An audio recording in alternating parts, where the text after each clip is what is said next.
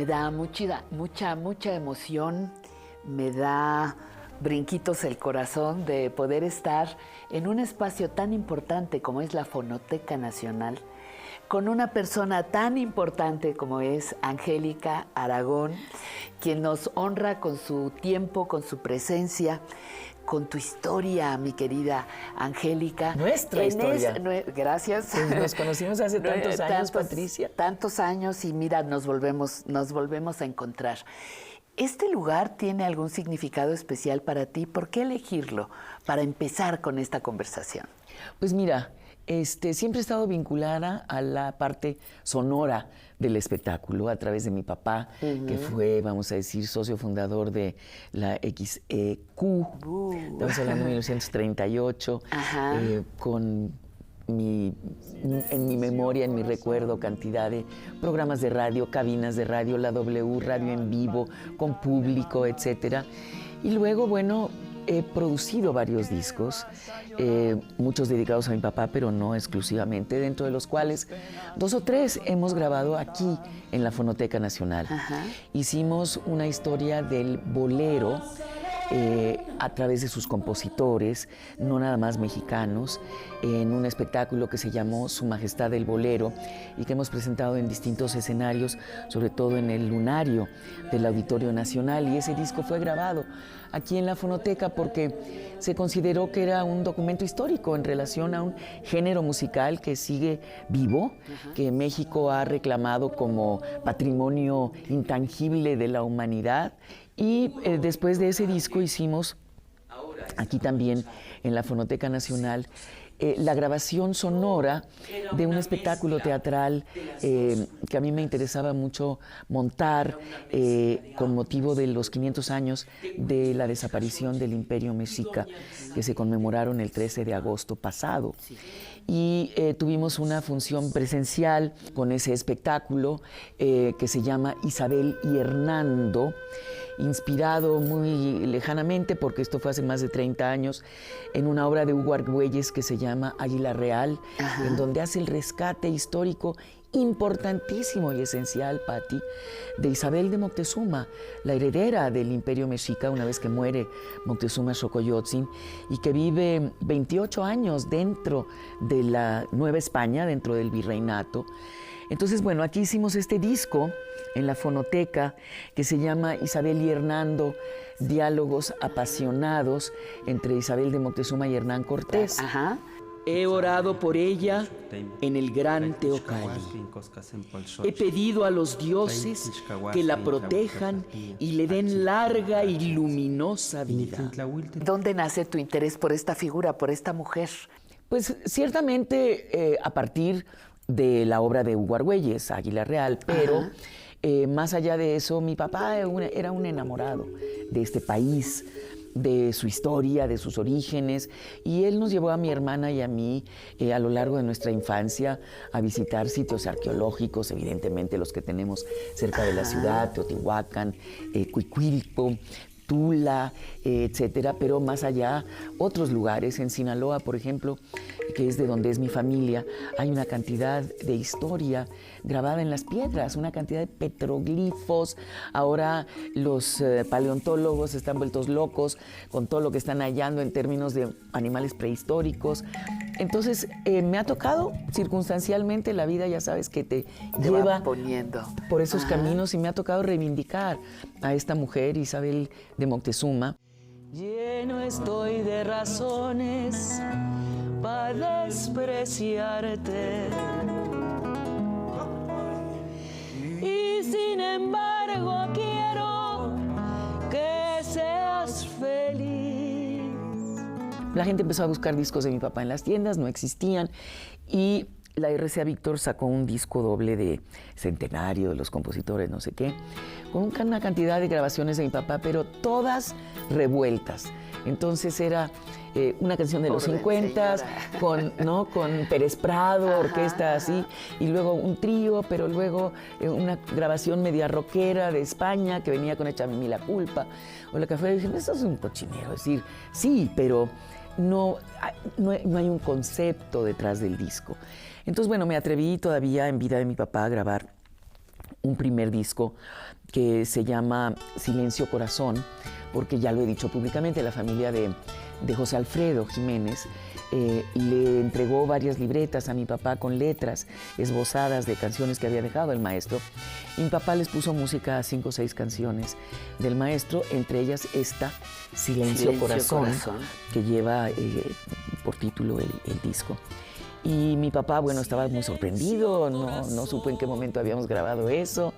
Él era un hombre tan perfeccionista y exigente que yo dije, si él está acompañándome a lo largo del proceso de grabación, no vamos a acabar nunca, nos vamos a terminar peleando, etcétera. Entonces mejor se lo entregué ya terminado.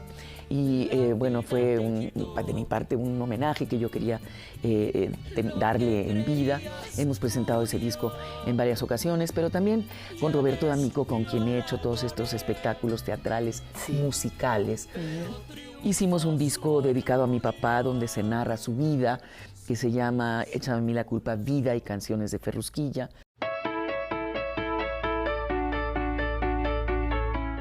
Hablando de tus papeles en el teatro, en el cine, en las telenovelas que tanta popularidad te han dado, ¿quiénes son las mujeres a las que tú les das voz? A mí me interesan las mujeres que son propositivas. Pues bueno, muy al principio hice lo que me proponían, no lo que me propusieron y lo que había. Pero poco a poco me fui dando cuenta que hicimos una telenovela que se llamó Días sin Luna en Televisa. Una producción de Valentín Pimstein, y yo tenía lupus. Entonces yo dije, ¿qué es esto del lupus? Estoy hablando hace 25 años. Me fui a asesorar con médicos, a los hospitales, a ver una cantidad de diapositivas de las distintas manifestaciones, etcétera, llegar a entender cuál era el tratamiento, con el fin de no traicionar a mi propio personaje. Entonces sentí que fui logrando cambiar ciertas circunstancias de la historia para defender el lupus que tenía el personaje y lo que ella tenía que hacer. Entonces, por ejemplo, el director decía, Pati y tú caminan todo el atrio de la iglesia hasta llegar al confesionario. Entonces yo decía, yo no puedo caminar aquí al rayo del sol, o me traen un sombrero y un velo, o tenemos que caminar por la sombrita en los corredores. Tengo lupus. Pero yo no puedo atravesar este patio. Entonces, ese tipo de detalles se empezaron a cambiar hasta que cambiamos el final de la historia. Pero lo que fue interesante más allá de eso, Pati, fue que a lo largo de los años me he encontrado mujeres en todas partes del mundo que me dicen, ay, esa novela de Días sin Luna, yo tengo lupus. Alrededor de la historia formamos un grupo de apoyo. Fantástico. Nos reuníamos a ver eso porque ahí se decían cosas que los doctores en mi comunidad no nos decían. Entonces era veraz lo que se mostraba ahí. Porque claro, yo lo defendí, pero con las uñas. Y Valentín Pimstein, ¿pero por qué toma tan en serio esto de lupus, niña? No. Y le digo, Valentín, ustedes lo inventaron, ahora se aguantan. Ahora, también a uno le toca suerte, ¿no es cierto, Pati? Por ejemplo, Mirada de Mujer fue una suerte que se atravesara en mi vida, pero había esta oportunidad de hacer algo, yo creo que muy diferente, tanto así, al grado que la novela vuelve a causar impacto en una generación más nueva, ¿no? Entonces ahorita las personas que tenían 5 años en ese momento y que no entendían por qué la mamá les decía, ahorita no, estoy viendo mi novela, ahorita no me interrumpan, ni quiero contestar ese teléfono, ni doy de cenar ahorita. No hay mamá en casa. Ahora ellas tienen 30 años en lugar de 5 y son las que están tuiteando, ya vieron la escena con mamá Lena, quién sabe qué, porque el discurso sigue siendo vigente. Entonces yo siempre busco algo rescatable en los personajes. Angélica, la edad. ¿Has encontrado como limitaciones, discriminación? ¿Qué encuentras que te da la edad? Haciendo en una parte muy importante lo que tu edad te da derecho. Exacto. ¿No? Yo creo que más que limitaciones, al contrario, más libertades. ¿Sí? Yo creo que sí, porque tiene uno más conocimiento de causa, más fundamentos para decir lo que dice y para creer lo que uno cree. Me importa mucho porque lo vi en mi papá. el poder transmitir lo que uno ha aprendido de la vida. Y fíjate que la pandemia me ha dado oportunidad de estudiar muchísimo para entender más. Yo hubiera querido estudiar ciencias, al igual que mi papá, queríamos estudiar medicina, no se pudo, pero nunca es tarde para seguir aprendiendo de las cosas que se están descubriendo. Ahorita la conquista del espacio es algo maravilloso. Entonces, jóvenes que encuentro y les digo, a ver, ¿qué van a estudiar? Comunicación, no. Ya, comunicadores tenemos demasiados ya no, aquí. Por ya favor, estamos. ya está. No, estudien algo que valga la pena, amiga. Ya nadie estudia leyes, ciencias políticas, filosofía, etcétera. Pura embarrada de barniz. Ajá. Entonces, de pronto hago muchísimo lectura en voz alta, para adultos, pero también para niños, tratando de promover la escritura, el que escriban cuentos, regalo cuadernos en blanco para que la gente escriba diarios. Entonces, tratando de ser más eficientes, tratando de ser más incluyente, ¿no? De que los personajes que yo interprete, como decíamos tú y yo hace un momento, tengan más vínculo con la realidad y no sea un personaje tan acartonado, tan siempre estoy defendiendo, ¿y por qué dice esto? No quiero ser tan agresiva.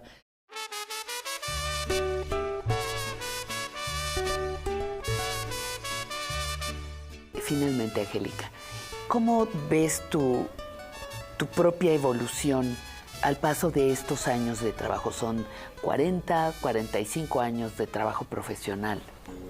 ¿Cómo te miras a ti misma desde esta etapa de tu vida? Pues yo creo que ya proyectada hacia las nuevas generaciones. Yo vi a mi papá envejecer hasta la edad de 96 años con absoluta dignidad, porque hasta donde yo pude observar en él y trato de reproducirlo en mi propia vida, siempre tuvo un motivo importante para levantarse al día siguiente.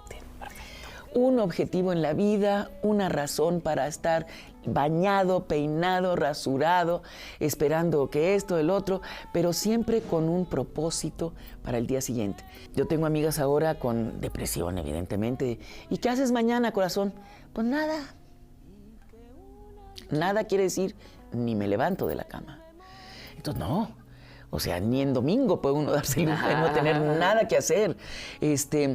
Y yo creo que en la medida en que uno tenga esos objetivos, a mediano y a corto plazo, organizar todos mis libros en el librero y acomodándolos, me encuentro un libro que no reconozco, que heredo, yo espero que de mi abuela o a lo mejor de otra dimensión, que era de Frida Kahlo, que yo ni siquiera tenía idea que tenía entre mis libros. Entonces, si no me pongo a organizar mi biblioteca, sigo sin enterarme. En mi propia casa. Entonces, ese tipo de sorpresas te las depara la vida, siempre y cuando seas esa hormiguita que no deja de trabajar.